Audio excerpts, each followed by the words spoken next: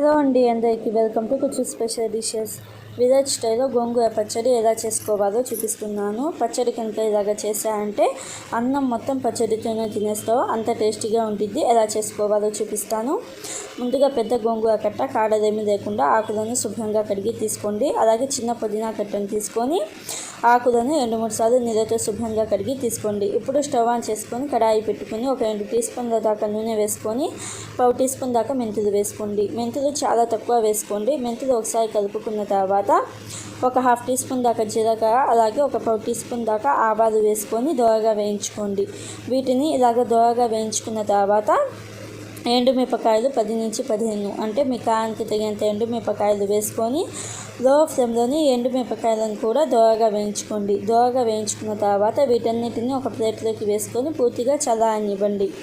ఇప్పుడు అదే కడాయిలో 1 టీ స్పూన్ దాకా నూనెను వేసుకొని మనం శుభ్రంగా కడిగి తీసుకున్న గోంగూర ఆకులు వేసుకోవాలి. గోంగూర వేసిన తర్వాత పచ్చిమిర్చి ఒక 4-5 మీ కారానికి తగినంత పచ్చిమిర్చి వేసుకోండి. పచ్చిమిర్చి వేసుకున్న తర్వాత చిన్న నిమ్మకాయ సైజ్ అంత చింతపండును వేసుకొని పుదీనా ఆకులు వేసుకోండి. ఇలాగా ఈ గోంగూర పచ్చడిలో పుదీనా ఆకులు వేసుకోవడం వలన టేస్ట్ అనేది బాగుండిద్ది. పుదీనా వేసిన తర్వాత ఒకసారి కలుపుకొని పైన మూత పెట్టేసి లో ఫ్లేమ్లో ఒక 2-3 నిమిషాల పాటు ఉడికించుకోండి.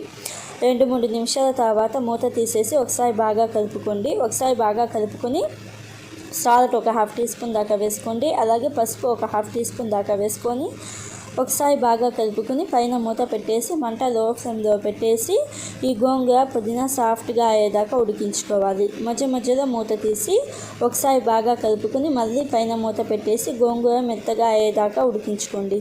ఇలాగ గోంగూర అనేది మెత్తగా ఉడికించుకున్న తర్వాత మంట ఆఫ్ చేసేయండి. మంట ఆఫ్ చేసేసి వీటన్నిటిని పూర్తిగా చల్లారనివ్వండి. పూర్తిగా చల్లారిన తర్వాత మిక్సీ జార్లో ఎండుమిరపకాయలు వేసుకొని ఒక 10 వెల్లుల్లి రెబ్బలు వేసుకొని ఇలాగ గ్రైండ్ చేసుకోండి. ఇలాగ గ్రైండ్ చేసుకున్న తర్వాత ఇదే మిక్సీ జార్లో మనం ఉడికించి పెట్టుకున్న గోంగూర మిశ్రమం వేసుకొని సాల్ట్ ఒక 1/2 టీ స్పూన్ దాకా వేసుకోండి. తర్వాత చూసుకొని వేసుకోవచ్చు. సాల్ట్ ఒక 1/2 టీ స్పూన్ దాకా వేసుకొని ఫస్ట్ ఒకసారి బాగా కలుపుకోండి. ఇలాగ ఒకసారి బాగా కలుపుకున్న తర్వాత మిక్సీ మధ్యలో ఆపుకుంటూ పల్సులు ఇచ్చుకుంటూ ఇలాగ గ్రైండ్ చేసుకోవాలి.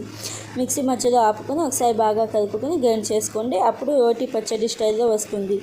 ఇలాగా గ్రైండ్ చేసుకున్న తర్వాత స్టవ్ ఆన్ చేసుకొని కడాయి పెట్టుకొని 2 టీ స్పూన్ల దాకా నూనెను వేసుకొని తాలింపు దినుసులు ఒక 2 టీ స్పూన్లు వేసుకోండి. తాలింపు దినుసులు టేస్ట్ బాగుండిద్ది. అలాగే 2-3 రెమ్మల కరివేపాకు, 2 ఎండుమిరపకాయలను వేసుకొని తాలింపును దోరగా వేయించుకోండి. తాలింపును దోరగా వేయించుకున్న తర్వాత మనం గ్రైండ్ చేసుకున్న చట్నీ వేసుకోండి. చట్నీ వేసుకొని అంతా కలిసేటట్టుగా ఒకసారి బాగా కలుపుకోండి.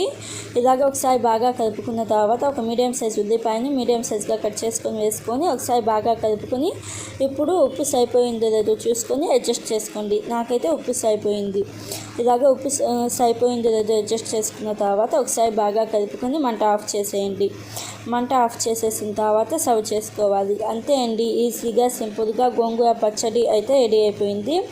టేస్ట్ అయితే చాలా అంటే చాలా బాగుండిద్ది. వేడి వేడి అన్నంలో ఈ గోంగూర పచ్చడి వేసుకొని తిన్నారంటే అన్నం మొత్తం పచ్చడితోనే తినేస్తాం, అంత టేస్టీగా ఉంది. అస్సలు మిస్ కాకుండా ఒకసారి తప్పకుండా ట్రై చేయండి.